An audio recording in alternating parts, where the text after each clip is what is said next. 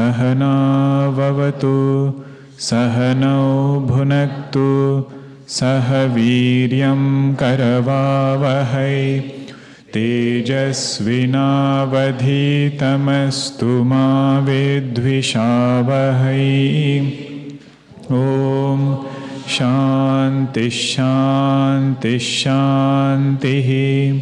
Samasta jana kalyane Niratam karunamayam Namami chinmayam devam Sadgurum brahma vidvaram Sadgurum brahma vidvaram.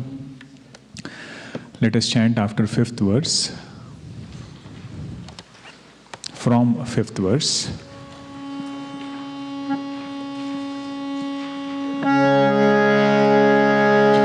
Kimihah kim kayah Sakhalu kimupayastribhuvanam Kimadharo dhata Srujati kimupadana iti cha Atarkyaishwarye tvai Yanavasardustho hatadhiyah Kutarkoyam kanschite Mukharayati mohaya jagatah Ajanmano lokah Kimavayavavantopi jagatam Adhisthataram kim Bhavavidhiranadritya bhavati Anisho va kuryad Bhuvana jananekah parikarah Yato mandastvam pratyamaravarasam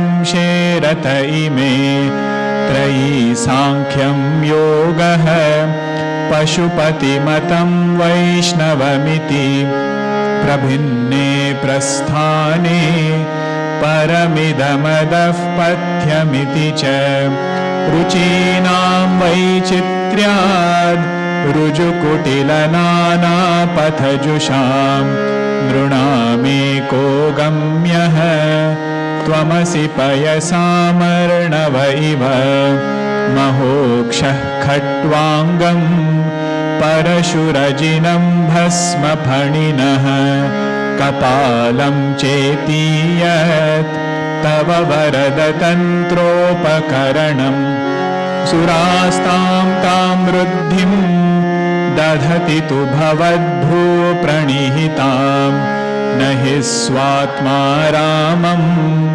Vishayamrugatrishna brahmayati Dhruvam kaschit sarvam Sakalamaparaствадhruvamidam Paro dravya dravye Jagati gadati vyasta vishaye Samastepyetasmin Puramathanatairvismita iva Stuvan jihre mitvam Nakhalu nanudhrushta mukharata.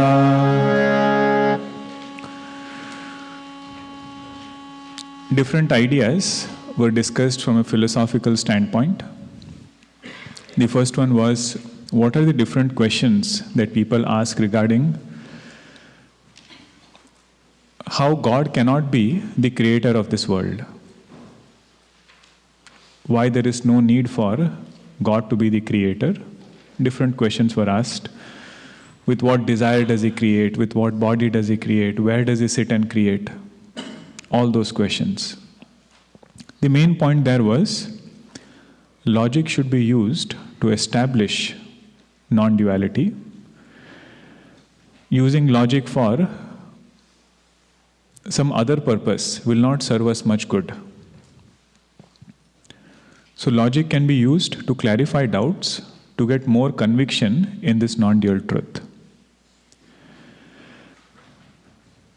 And whenever Vedanta discusses about creation, the purpose is really not to talk about creation. Vedanta discusses creation because we are seeing creation. We generally say, right, come to my level and start. You start there, I am here. That doesn't work. So coming to my level is accepting that there is creation. And starting with this idea that how do we turn our attention from creation to the substratum of creation? So these questions, they will look real to somebody who considers creation to be real. But Vedanta starts from creation but takes us to that truth where there is no creation. Then the sixth verse said, whatever is an assemblage that has to be born, either it be a car, a house, our body, or this creation, if it is an assemblage, it has to be born, it cannot be unborn. So you need a creator to create this world. If you say God is not the creator, then other option is Jiva, individual. So individual cannot be the creator because the complexity of this creation is such that you cannot have one person create this universe. And the same questions which were applied in the previous verse will apply to Jiva also. With what desire did he create? With what instrument did he create? Where did he sit and create? You see, you cannot just ask questions and run away. We will also ask these questions if you say, Jiva created this world. And that option is not there, that this cannot have a creator. Because whatever is made up of parts has to be born at some point. Whatever is created should have a creator. So if you see a beautiful painting, and somebody tells you this painting just came about, will you accept it? You say, no. Any result that you see, which is systematic and orderly, it should have a creator.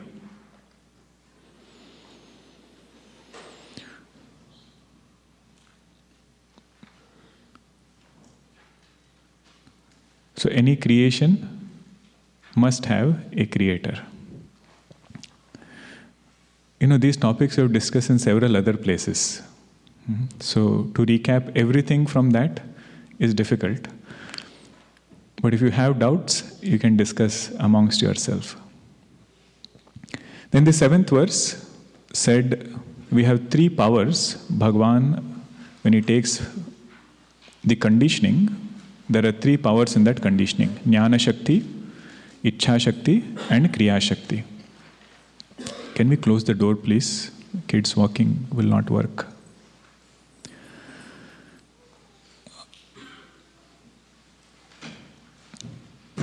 Jnana Shakti, Ichha Shakti, and Kriya Shakti. Vedanta is one school of thought which emphasizes all three. Jnana, Ichha, and Kriya. If you focus on just one, then that will become different schools of thought. Focus on Jnanam, it becomes Sankhya. Focus on Jnanam along with quietening the mind becomes Yoga. Focus on Ichha, Shiva Darshana. Focus on Kriya, doing actions for the Lord, Vaishnava Darshana.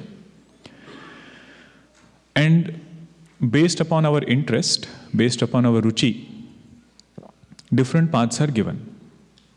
Whichever path we hold on to, it will only do good to us. First of all, it will remove our attention from sense objects. It will bring different values and virtues, and finally lead us towards the same truth. Just like different rivers merge in the same ocean. That was the seventh verse. Then eighth verse was symbolic meaning of Bhagavan Shiva. We saw different facets. Did we miss one element in that symbolism? What was it? Ajinam. Ajinam refers to deer skin or elephant skin. Both meanings are there. Elephant skin generally is something which is not used by anybody. So that represents Nama Rupa, names and forms. Bhagavan says those names and forms, they will become my clothing. What is generally not needed, not used, Bhagavan says, that also I will use. So ajinam refers to nama rupa, bhasma refers to negating that nama rupa, negating that name and form. Then there was another question yesterday. Different places it was said there are three Vedas, Trayi was said. I heard there were 4 Vedas. How come Shiva Mahimnah says 3 Vedas? It depends upon how you are classifying it. If you classify it based on Gadya, Padya, Gita, then there are 3 Vedas. Gadya means prose, Padya means poetry, Gita means music. So, Rig Veda, Yajur Veda and Sama Veda. Atharva Veda is included in the 3 of them. So in that way it is called as Trayi. And verse number 9 was different views about creation. Don't worry, we won't recap it. Different views about creation. Then 10th verse onwards are different sports of the Lord. The Sanskrit word for sport of the Lord is leela. Bhagavan has 2 powers. One power is to remain hidden, tirodhana. Means he has made this world such that our mind will not go towards him. We have to do something about this. This won't work.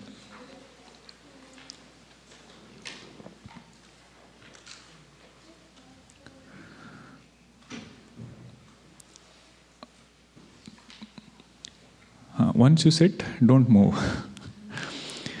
Tirodhana means his ability to remain hidden. And his other ability is to do anugraha and nigraha. To bless, at the same time discipline. The one who does that is Bhagavan. In every leela, he will show how he does anugraha, how he showers his grace upon his devotees. So let us see the first one now, 10th verse. Tavaishwaryam yatnad yadupari virinchir hariradha. Tavaishwaryam yatnad yadupari virinchir hariradha. Parichetum yata vanala manalaskandha vapushah. Parichetum yata vanala manalaskandha vapushah. Tato bhakti shraddha Bhara guru grunadbhyam girishayate. Tato bhakti shraddha Bhara guru grunadbhyam girishayate. Swayam tasthetabhyam Tava kim anuvrittir na phalati. Swayam tasthetabhyam Tava kim anuvrittir na phalati. Tavaishwaryam yatnad Yadupari virinchir hariradha. Parichetum yata vanala manalaskandha vapushah. Tato bhakti shraddha Bhara guru grunadbhyam girishayate. Swayam tasthetabhyam Tava kim anuvrittir na phalati. Now this leela, first let us see the story part. When the creation began, Brahmaji and Vishnu Bhagavan had a slight difference of opinion. Brahmaji was there, he was meditating by himself. Suddenly he sees Bhagavan Vishnu next to him. He says, who are you? Bhagavan Vishnu says, I am your creator. Brahmaji says, I create the whole world and you are my creator. So who is greater? There was a slight heated discussion. If we have heated discussion, we should not be surprised. This has been there since long time. So Brahmaji says, I am greater because I create the whole universe. Bhagavan Vishnu says, I am the one who created you. And like this, when both of them are discussing, one bright, brilliant column of fire appears. Effulgent, so long that you cannot see the end. Brahmaji asked Vishnu Bhagavan, did you create this? Vishnu Bhagavan says no. Vishnu Bhagavan asked Brahmaji, did you create and you forgot about it? He says no. I don't know who this is. He said, let's find out. So Brahmaji assumes the form of a swan bird and goes upwards. And Bhagavan Vishnu takes Varaha, form of a boar, and goes downwards to find the end of the column, to see where this column is going to end, the fire column which appeared. For several thousands of years, they keep going further and further, they don't find it. Then, very quietly they come back, and with lot of faith, lot of bhakti, they pray to Bhagavan. See, Bhagavan, looks like we are missing something here. Please teach us the right lesson. What is this pillar? Then Bhagavan himself gives them darshan and says, don't get too proud about whatever things you have created. So this pillar was nothing but my own Swarupa. The one who is really doing things is me. This point Bhagavan tells Arjuna also, Nimitta matram bhavasavya sachin. Whether you fight the war or you don't fight the war, the result will still be whatever I have decided. You are getting this opportunity to become my instrument. Get all the credit, whatever you want to get through this action. Maya hatan tvam jahi. I will do the work, you take the credit. So this leela is just to appreciate that what is the havoc created by doership. Whenever this pride comes, that I did it, that much is sufficient to create lot of rifts. And the only one who can save us is Bhagavan, who will come in the form of that pillar. Now what does that pillar symbolize?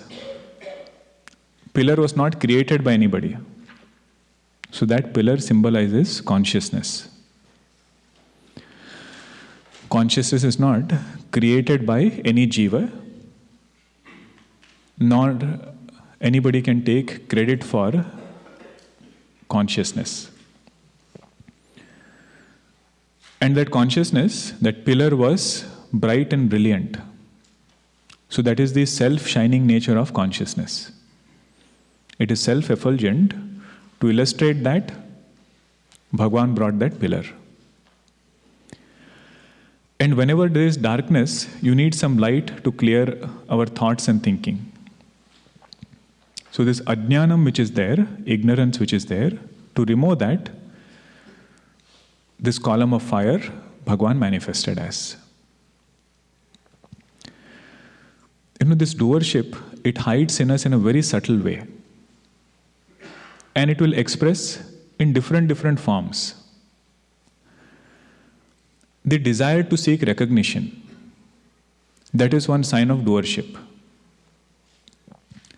I worked so hard. At least you could have said thank you. I don't expect much generally. But at least you could have said thank you. that desire to seek recognition is making us dependent upon others.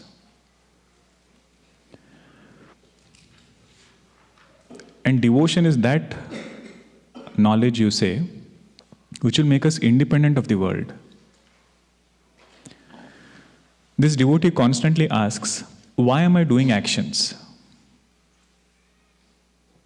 If you ask Ramana Maharshi, what will he say? Ishwararpitam nechchaya krutam chitta shodhakam mukti sadhakam. He says action doesn't have any outer purpose, really speaking. Now this point only a sadhaka will appreciate. If you have any other goals, these points are not for that person. Purpose of karma is to create a beautiful mind. Means he constantly asks himself, this particular action that I am doing, will it please Bhagavan or not? Am I doing this as selflessly as possible, or am I seeking something through this action?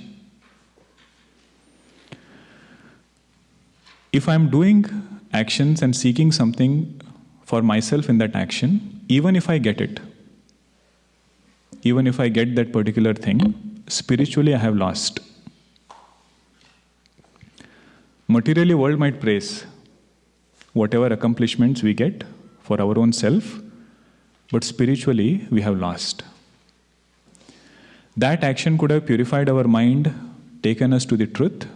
Now we are stuck somewhere in between. There was one great teacher, his name was Madhusudana Saraswati ji, great scholar. There is one story in his life where when he was sitting in his ashram, one Avadhuta walks in and goes and sits on his asan. Generally it's an audacious thing to do. Somebody of the stature of Madhusudana Saraswati ji, somebody walking in his room, sitting on his asan where he is sitting. Avadhuta means wandering monk. Think of it that way. One who is very carefree monk. And he starts talking to Madhusudana Saraswati ji. He says, whenever you compose things, do you feel joy in your heart once you have composed your text? He says, yes, I do. Whenever you debate with other scholars and you win your Advaita Vedanta point, do you feel happy? He says, yes, I do. He said, that is bondage. He says, subtle aspects of bondage, where even feeling that joy in good things, that also will keep us in samsara. All of this is play of ahankara. All of this is play of ego. That wherever our hand touches, wherever we feel, I have done it, towards that thing we get attached.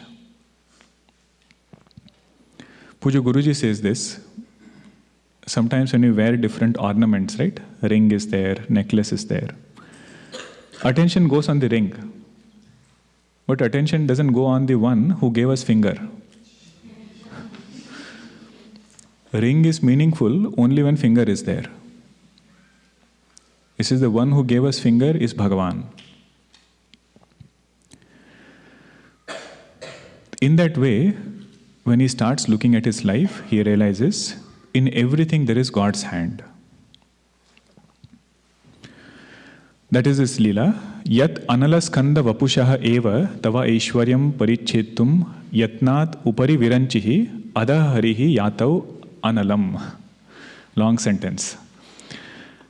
This column of fire which appeared in front of Brahmaji and Lord Vishnu, both of them went in two different directions to find your end. But when it did not happen, when they could not find the end, tatah bhakti shraddha bhara guru grunadbhyam tabhyam yat swayam tasthe. When they came back and sincerely they prayed to you, sincerely offered their prayers, at that time you yourself manifested in front of them. You say, look at the power of sincere prayer. Whoever does it, Bhagavan reveals his own nature to them on his own. So, all these verses, the essence of that leela is in that verse only. So, what is this essence of this particular verse? If we pray to God with sincerity, Bhagavan manifests for that person.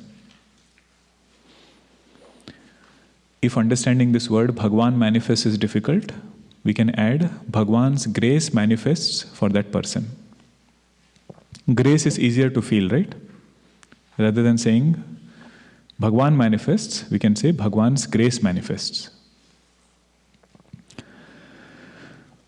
And this person who is doing this prayer, he is not very calculative. That I have prayed for 100 hours, now Bhagavan should come. He says, whenever he wants, he will come.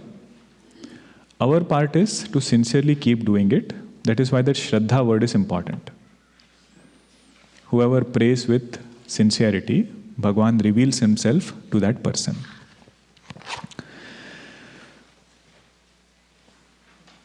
Now this particular leela was in Satya Yuga.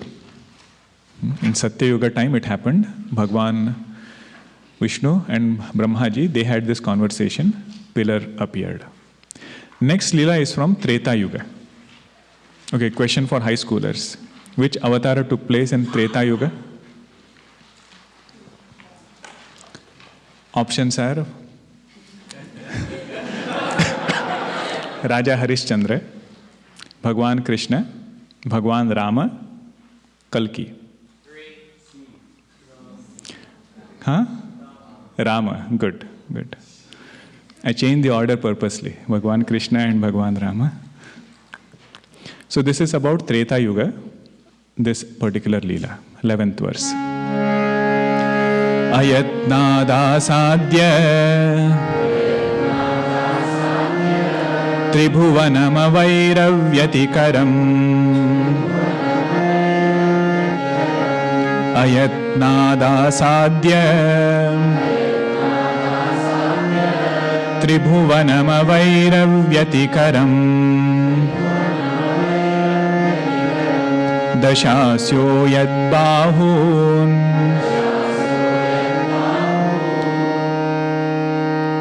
We'll chant it together. That whole line, let's chant it together. You cannot split it.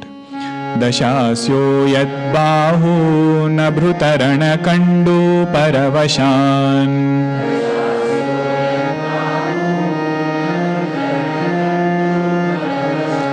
Dashasyo yadbahu nabhrutarana kandu paravashan.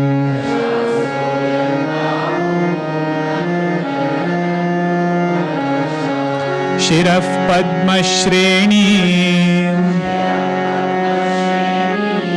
rachita charanambhoruha balehe. Shiraf padma shreni rachita charanambhoruha balehe. Sthirayastvad bhaktehe tripurahara vispurjitamidam.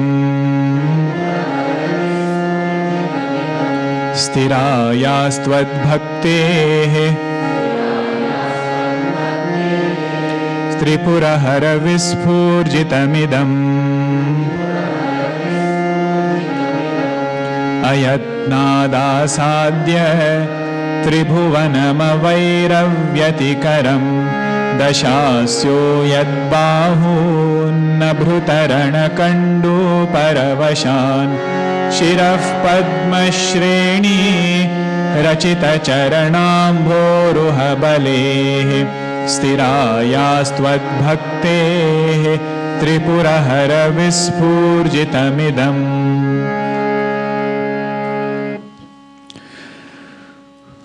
The essence of this leela, first of all, this is from Treta Yuga, which is Ravana.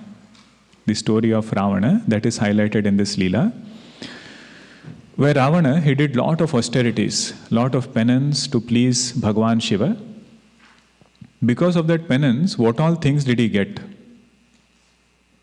Ravana got that ability by which, with little effort, he conquered all the three worlds and made it free from his enemies.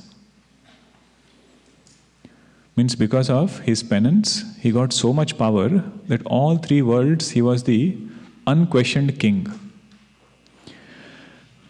In Ramayana it is said, when Hanumanji goes to meet Ravana, he sees all devatas standing with folded hands.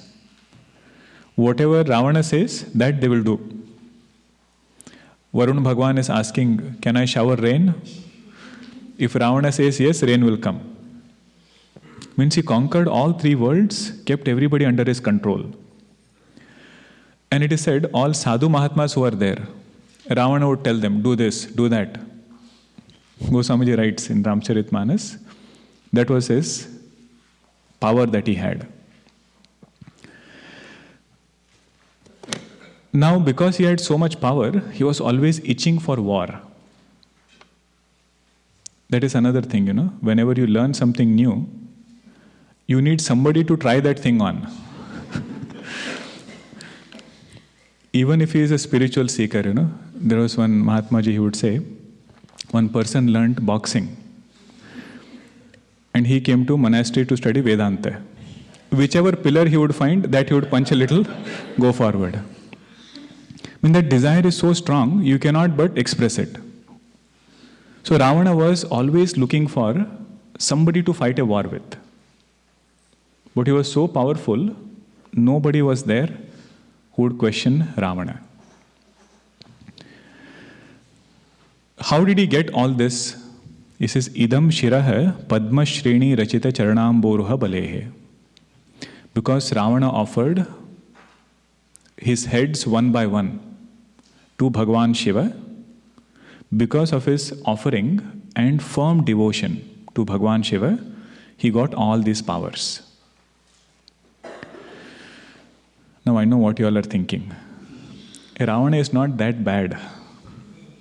Right? If you tell this in Bal Vihar, that is the message they will take away. That Ravana was not a bad person. The point is, how did Ravana end up becoming a rakshasa? If he had so much faith, why did he become a rakshasa? We have 10 sense organs.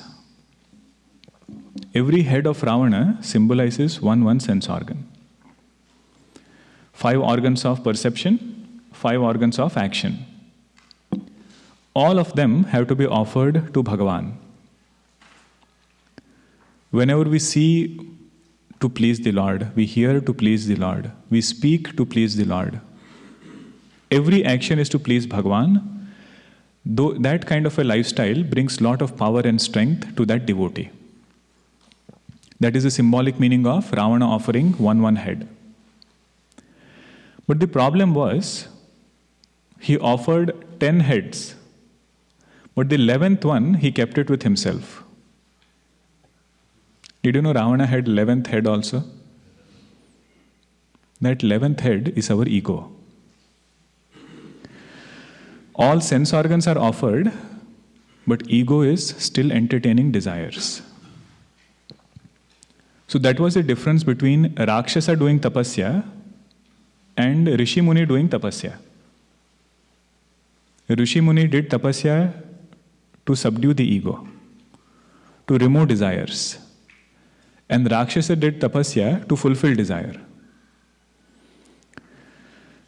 And unless we work on this ego, unless we work on our strong preferences, you say this Ravana will stay alive.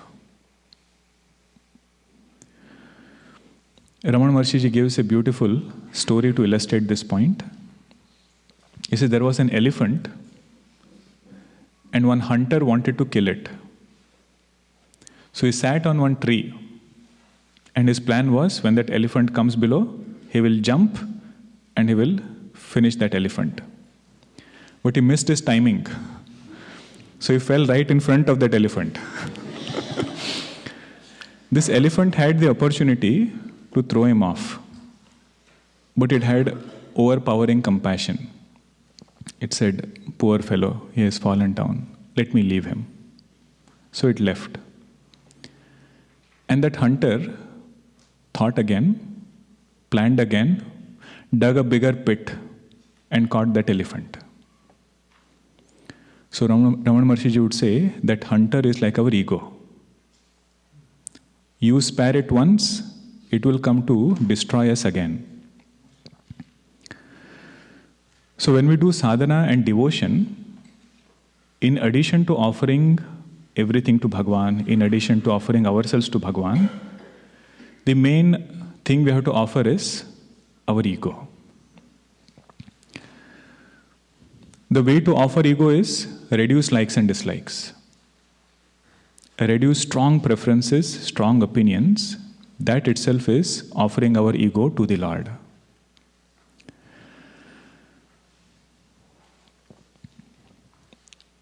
Now the essence of this leela of Bhagavan is, whoever does sthira bhakti, one who does, that person is blessed with lot of power, lot of blessings. Either it is Ravana or it is any other devotee. The main takeaway is, the one who does sthira bhakti, result of that is that person gets lot of power. What is sthira bhakti? Even in the most difficult times, if we can hold on to God, that is called as sthira bhakti. Even in the most challenging situation, one who can hold on to Bhagavan, that devotion is considered as ripened devotion. In Mahabharata, we see the life of Mother Kunti and all Pandavas. The uniqueness about Pandava and Kaurava was, one side, which is Pandavas, they had full faith in Bhagavan, in spite of things not going the way that they wanted. At every step facing difficulties, somebody trying to burn them, somebody trying to poison them. But one thing they never let go of, that was their bhakti, ashraya in Bhagavan Krishna. So this verse says, whoever has that ashraya, that person will be blessed with lot of strength.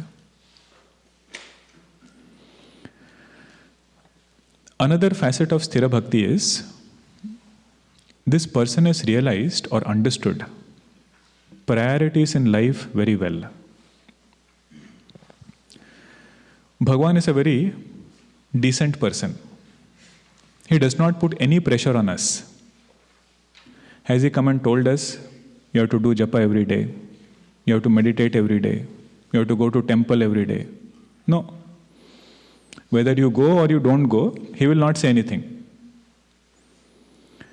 But our mind is such, sometimes, unless there is pressure, we will not work. You must have noticed this when you give something to a tailor in India. He will tell, come back in 7 days. You go on the 7th day, he will say, come back in another week. So what do? 3rd day onwards, you keep asking, is it ready? Is it ready? Then there is a hope, by 7th day he will give. You see, the tailor is like our mind. If you just leave it by itself, it will not want to do anything. So sthira bhakti is somebody, rain or shine, he does his work. Rain or shine, he does his spiritual practices to whatever extent he has committed to. And that sthira bhakti brings lot of inner strength.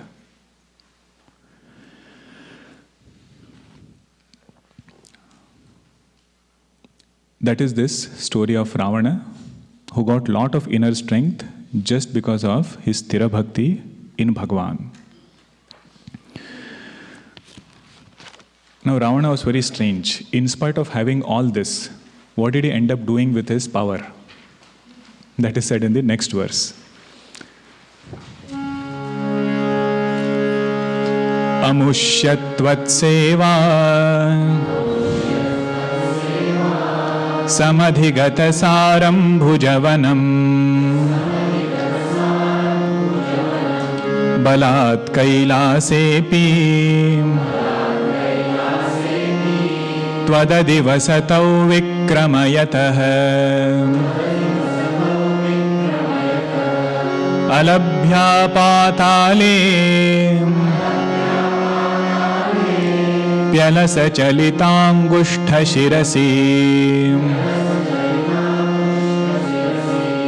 अलभ्या पाताले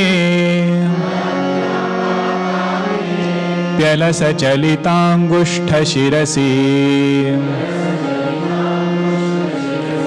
प्रतिष्ठा त्वय्यासीद्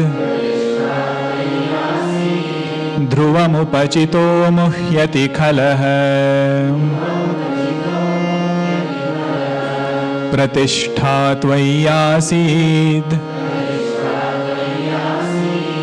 ध्रुवमुपचितो मुह्यति खलः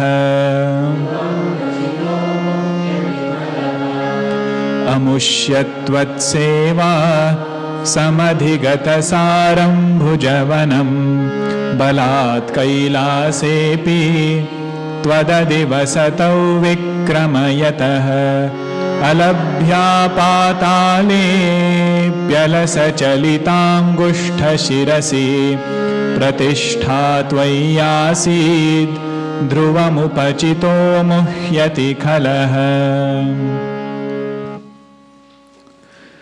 Ravana got incomparable strength just from his worship to Bhagavan Shiva. But when he got his strength, he was itching for war. And nobody was there willing to fight a battle with him. So he thought, maybe I will go and do something with Mount Kailasha. Anyway, Bhagavan Shiva is there. Maybe he'll be impressed with how much strength I have gained by his own devotion. So even now, if you go to Manasarovar, there is one place called as Rakshasa Tala, where Ravana had done tapasya, and there are different stories which say the crater of that lake, the depression in that lake was created because of this particular leela. When he kept that mountain down, that thing was created. That's why they say you should not take a dip in Rakshasa Tala. Go with a guide, huh? Where to take a dip, where not to take a dip. Anybody been to Kailasha? Have you seen that Rakshasa Tala also? You don't take a dip there, right? Because unless you go there, you don't know what are the practices. So that Rakshasa Tala was where Ravana did tapasya, because he was itching for this war, wanting to do something. He went and lifted Mount Kailasa. Bhagavan Shiva was there, Parvati ji was there. In spite of knowing this, he tried to lift it. Parvati ji got surprised. You see, what is this? Volcano, earthquake, what is happening? It's just shaking like this. Looks at Lord Shiva. Bhagavan casually moves his toe. Not even with any desire or anything. Just he casually moves it. Alsate hue, in Hindi they say. I don't know how to translate it. Alsate hue means casually, leisurely you are doing it. That touched the mountain, and Ravana could not find shelter in even Patala Loka.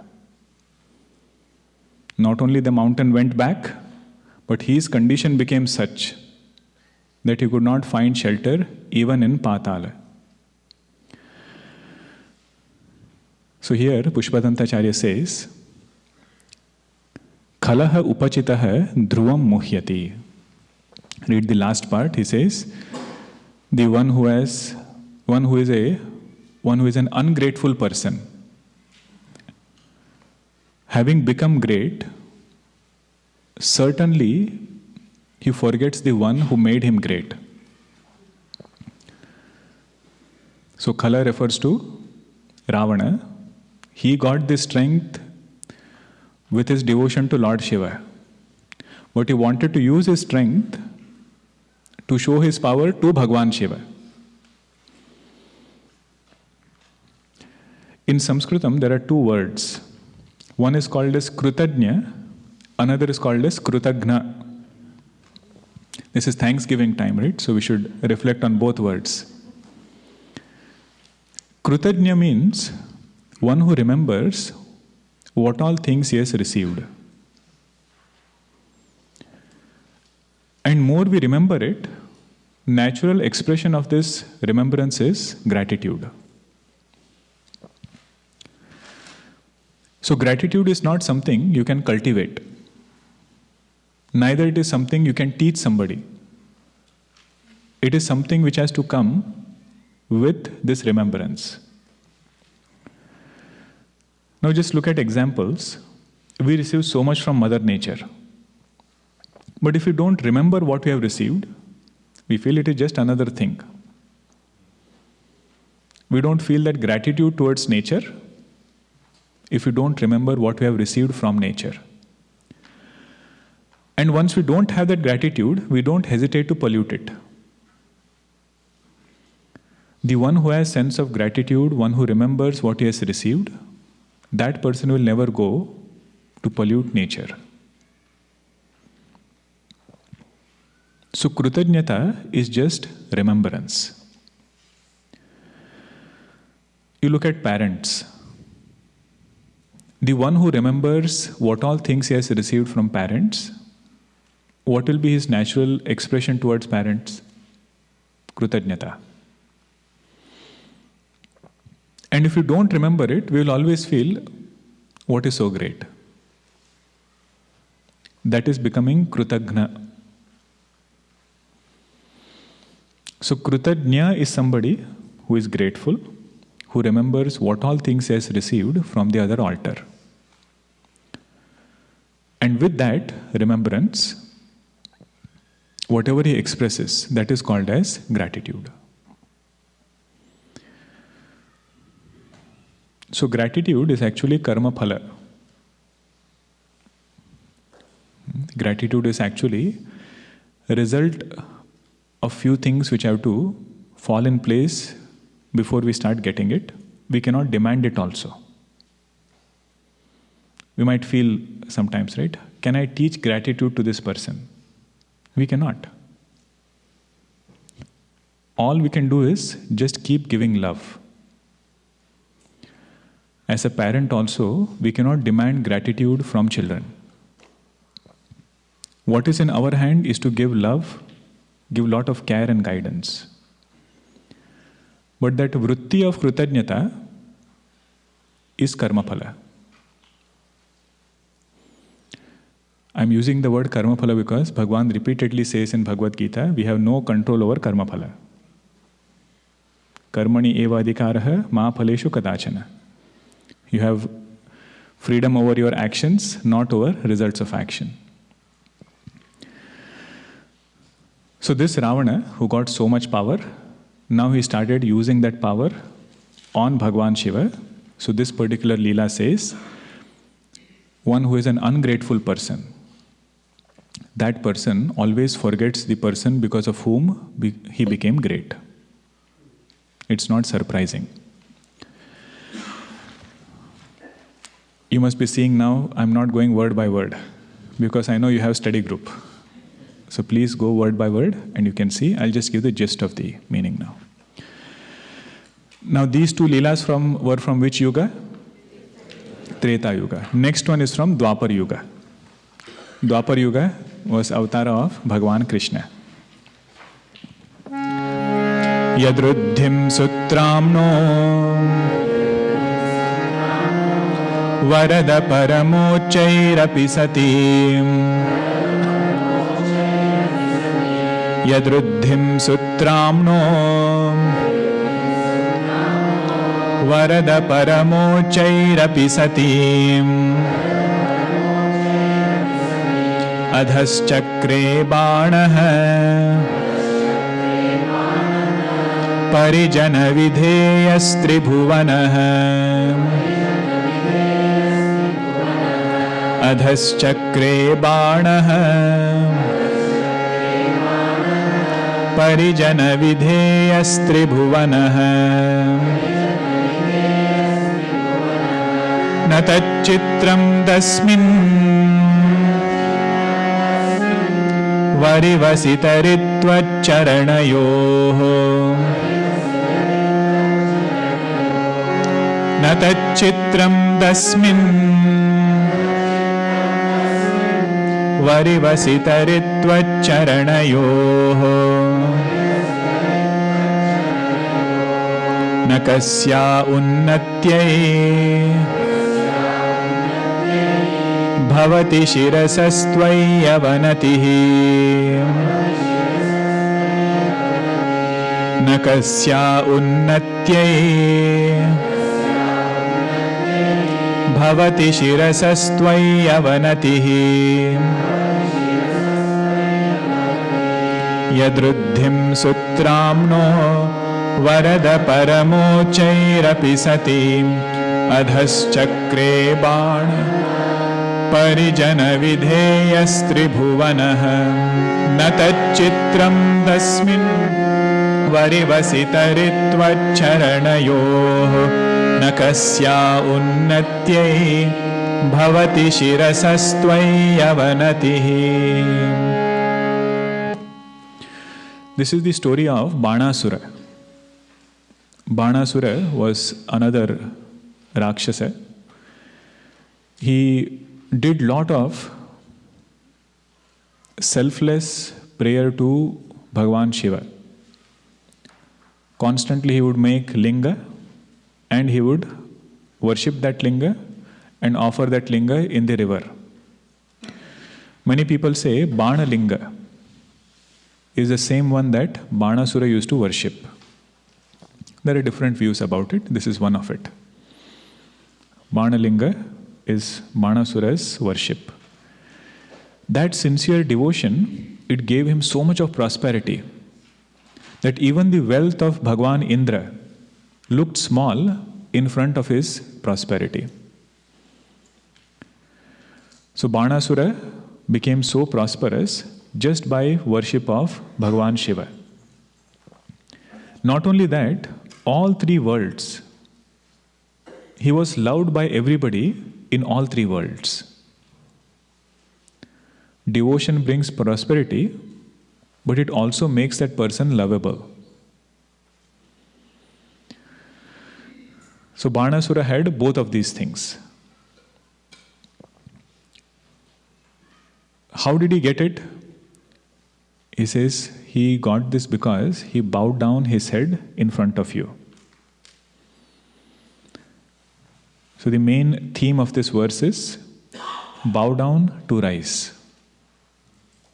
The one who bows down in front of Bhagavan, that person rises in all aspects of his life. Just like Banasura, who became so powerful through his worship of Lord Shiva.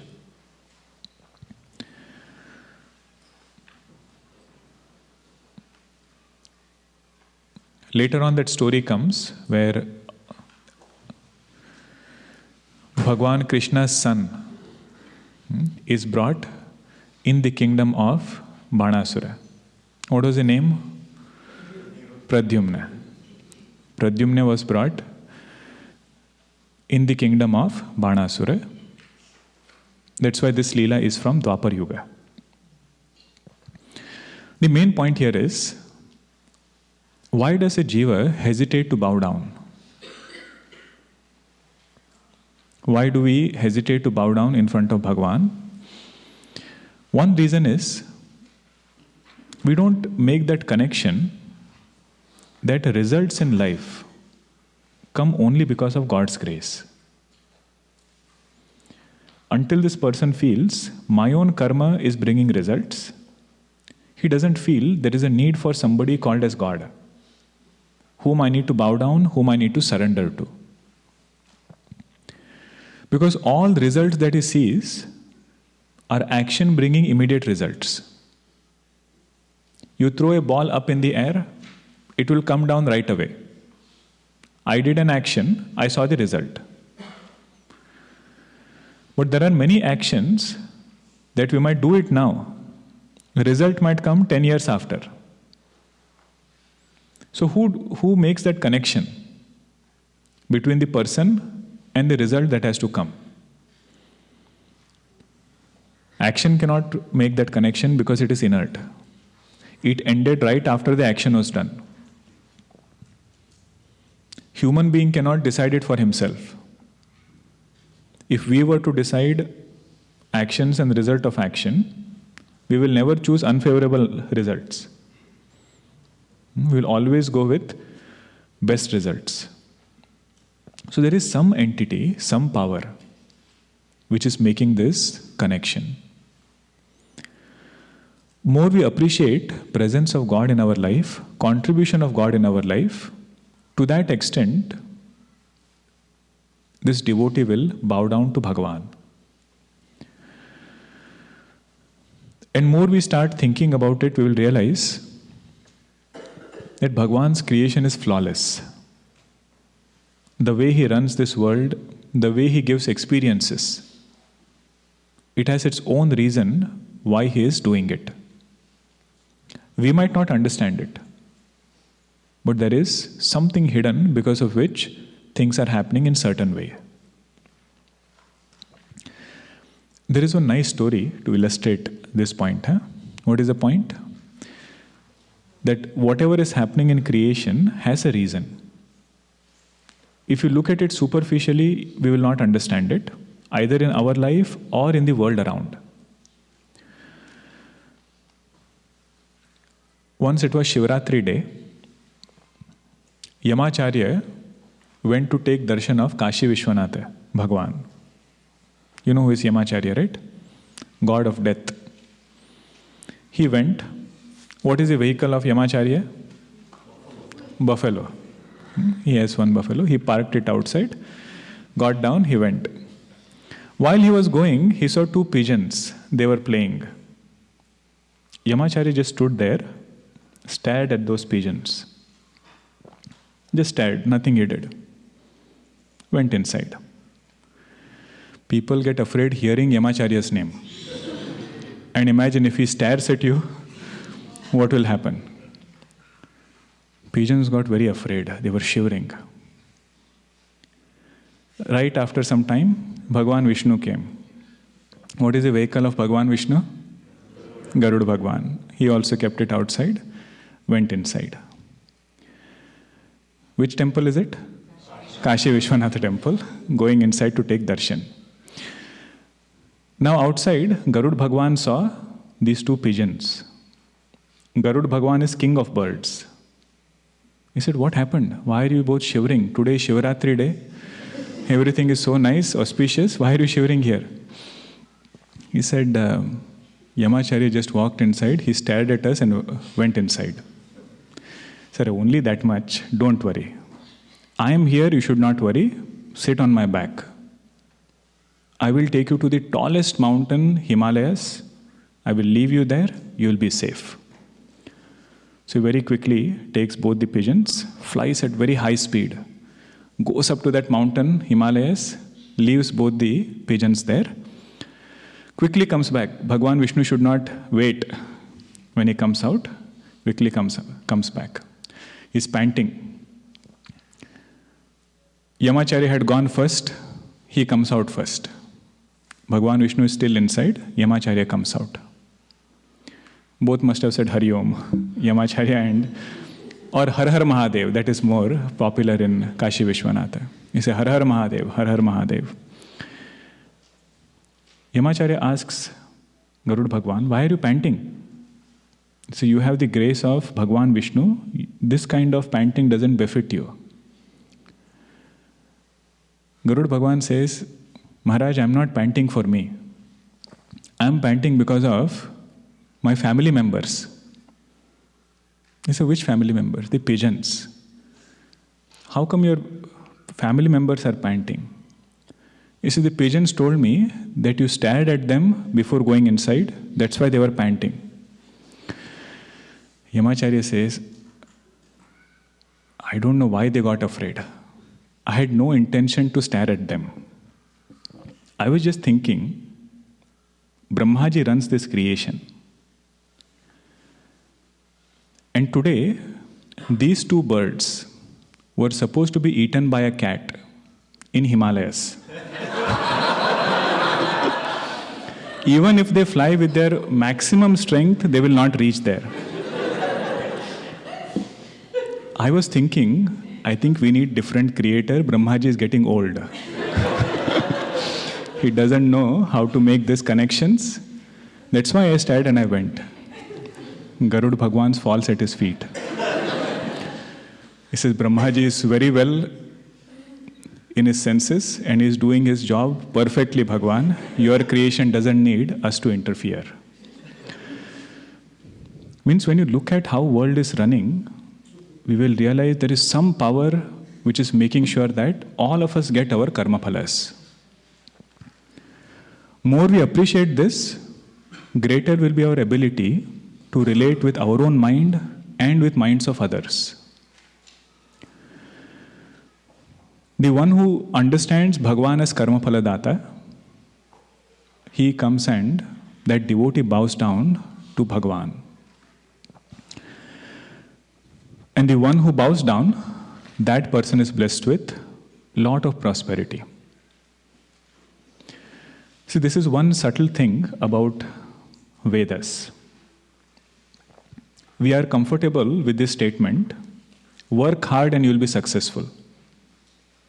Hard work brings success, true or not? We give this statement even to children, give this teaching even to children. Just like hard work brings success, devotion to God multiplies that success. This is called as karma upasana samuchaya.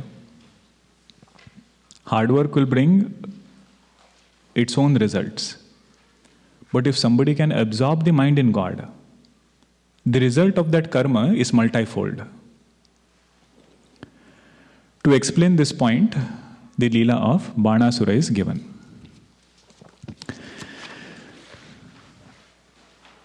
Next leela is Pauranika leela. Bhagavan Shiva drinking the poison. Akanda Brahmanda Kshaya Chakita Deva Sura Krupa Akanda Brahmanda Kshaya Chakita Deva Sura Krupa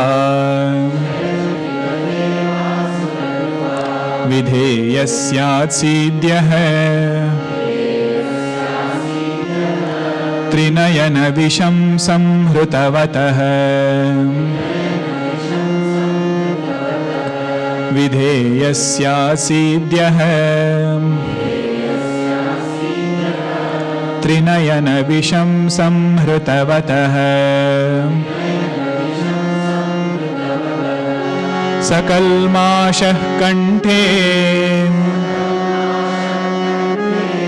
Tavana Kurutena Shriyamaho Sakalmashah Kanthe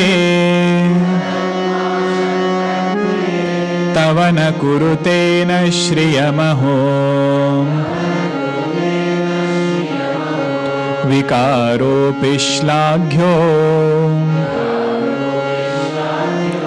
Bhuvana Bhayabhanga Vyasaninaha Vikaro Pishlagyo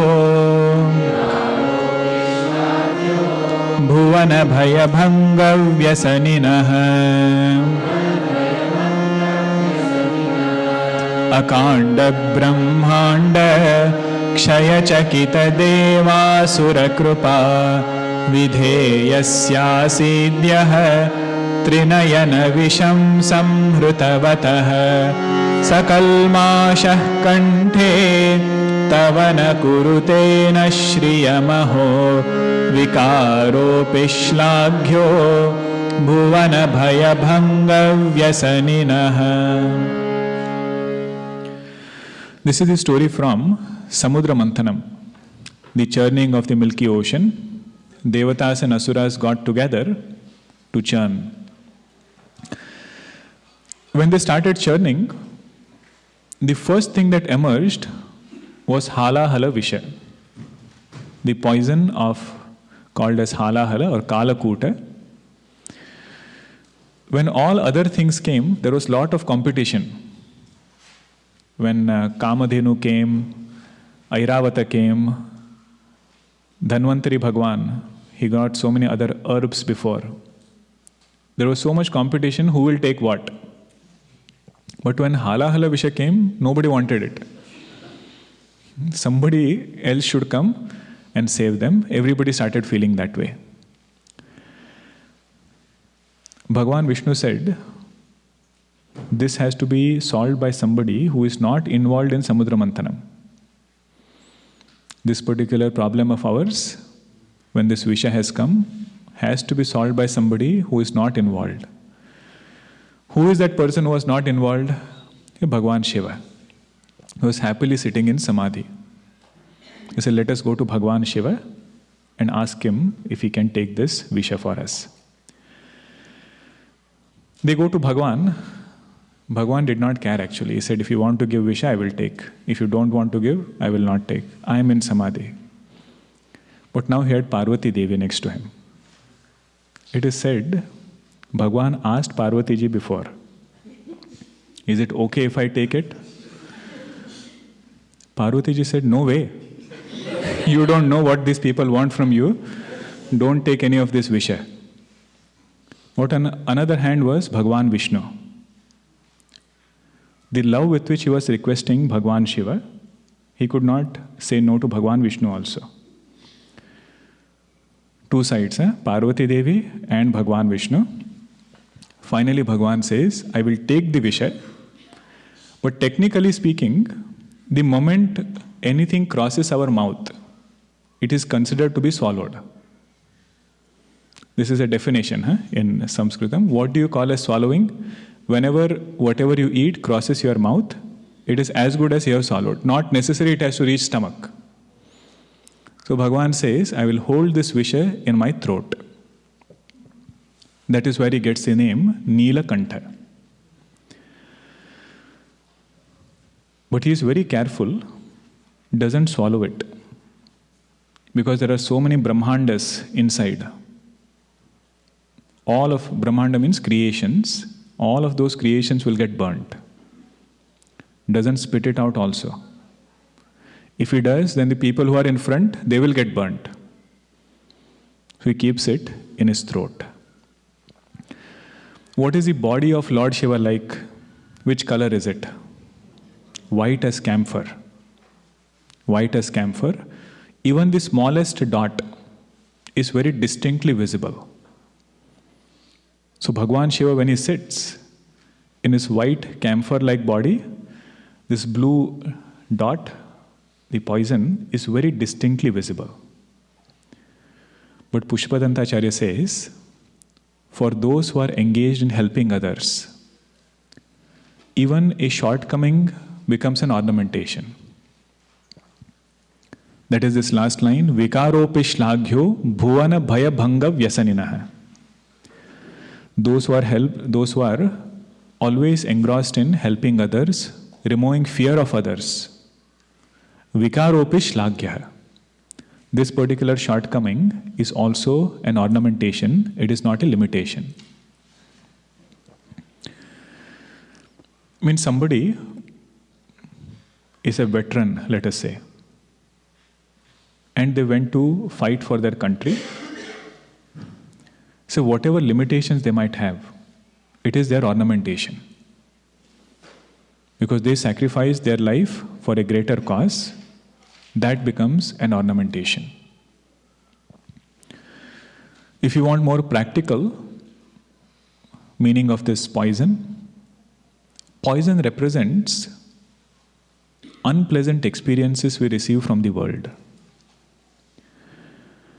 No matter who that person is, at some point we'll have to take Visha from this world. And there are two ways to handle this Visha. Either to take everything inside, and harm yourself, or you put everything outside and sour everything around you. Both are not advisable. Getting so affected by experiences that we constantly think about it, constantly get affected by it. Nor expressing it in such a way that it will affect others. This happens in family or not? Some experience we might have had at work. If we kept it inside there, it will come out at home. Or the other way around. Whatever we express somewhere, later on it will go and harm us inside. The way of Lord Shiva is, hold it in between. On the strength of devotion, don't swallow that poison. At the same time, don't express it outside also. How do you hold it in between? Through the value of forbearance. Titiksha is that which will allow us to hold that poison in between. In Kannada, there is one composition called as Mankutimmana Kagga. Different, just like you have Kabir ke Dohe, in Kannada there is Mankutimmana Kagga. One line comes there which is very beautiful. Sahane Vajrada Kavacha. Forbearance is like a armor of steel. It is such a strong armor, it will not allow us to get affected by situations. The one who has this forbearance, for that person, no experience can make them bitter. At the same time, it will not come out in such a way that it makes it bitter for everybody around. But the question is, why did this poison come in the first place? Devatas and Asuras were fighting, right? Two parties.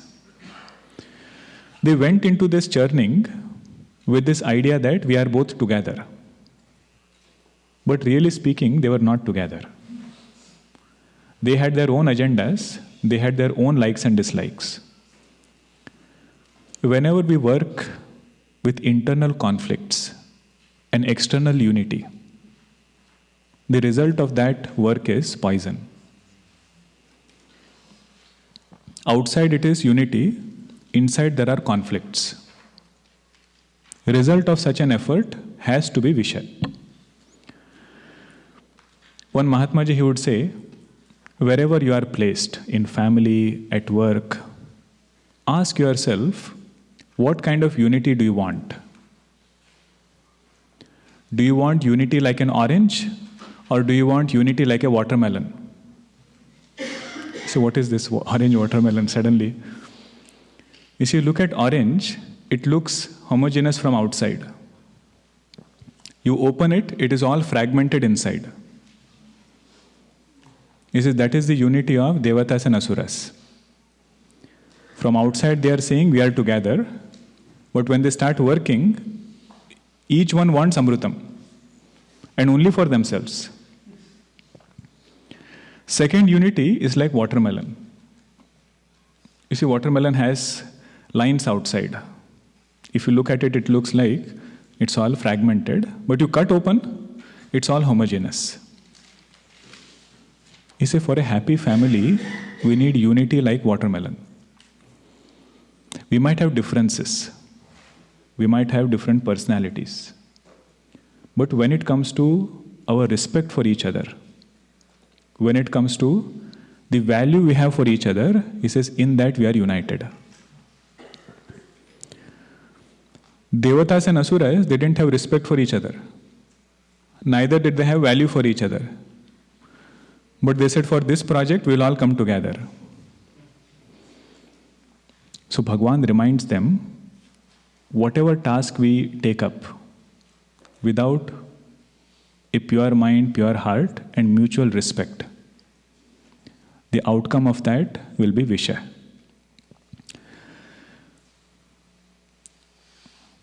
Now both things are pointed out. If Visha comes, how to handle it is also pointed out. How not to bring Visha is also pointed out.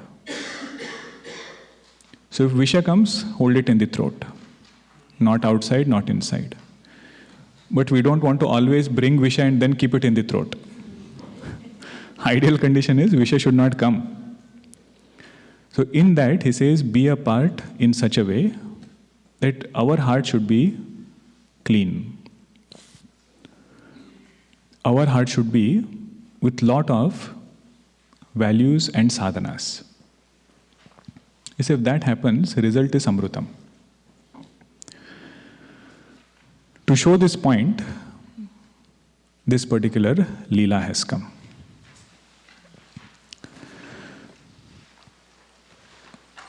We'll not go to the next verse. Wait. There is one more line there. Akanda Brahmanda Kshaya. You see that? What is that Akanda Brahmanda? Means whenever a thing happens at inopportune time,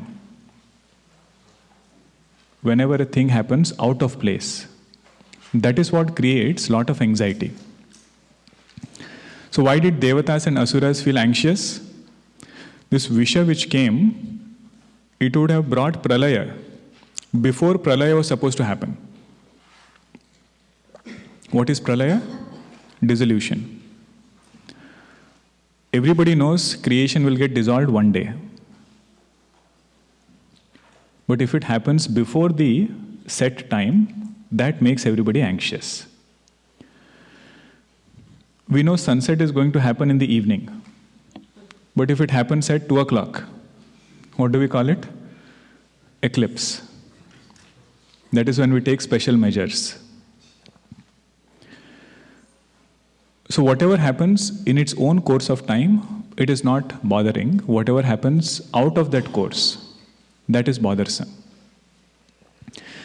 I remember Gurudev, once he went to one home, and just before leaving, the host said, "Please bless us."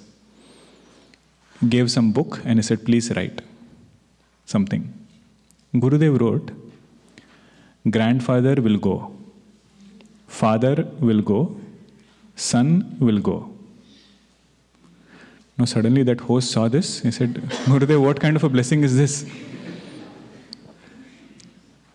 He said, "I have blessed you in the right way. All of us have to go, this is for sure. But the first person to go will be the oldest. Grandfather will go, father will go, son will go." Means the bhavana is, everything should happen in its own time. Whatever happens out of place, that thing is bothersome. To show all this, we have the Pauranic leela of Lord Shiva.